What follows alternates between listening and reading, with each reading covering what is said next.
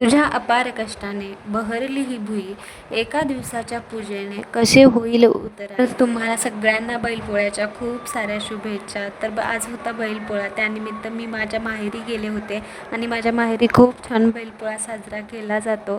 बैलपोळा असा प्रत्येक सण आपल्या मराठवाड्यात आलाच म्हणला की तर पुरणपोळीचा हा सगळा स्वयंपाक आलाच.